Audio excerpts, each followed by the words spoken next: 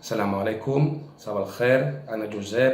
أنا معلم متخصص باللغة الكتالانية، باللغة الإسبانية. أتكلم من مدرسة في تراسا قرب برشلونة في إسبانيا. وأنا أريد أن أتكلم عن المشكلة في نقطة الحوار عن صعود الأحزاب اليمني الشعوبي، وهذا أمر خطير في هذه الأيام وهذه الشهور القادمة.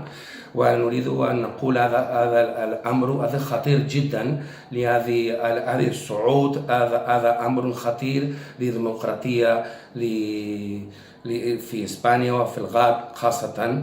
وهذا نريد أن نقول إن هذا الصعود هذا أمر خطير وخائب، لأن دخول هذه الأحزاب السياسية اليمني إذا تدخل في البرلمان الإسباني في الانتخابات القادمة ممكن أن تدخل بشكل خطير، وممكن لا تحل المشكلة الاجتماعية والسياسية والثقافية، وبالعكس ممكن أن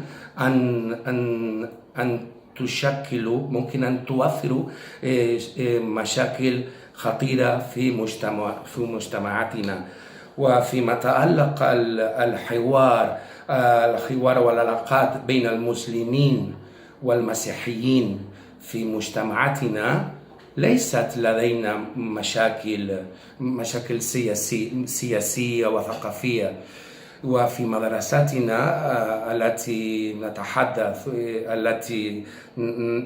نكون فيها، الثقافة والتبادل والعلاقات بين المسلمين كما قلت سابقا ليس لدينا مشاكل، بالعكس الحوار بين المسلمين والمسيحيين هي علاقات جميلة وعلاقات طبيعية.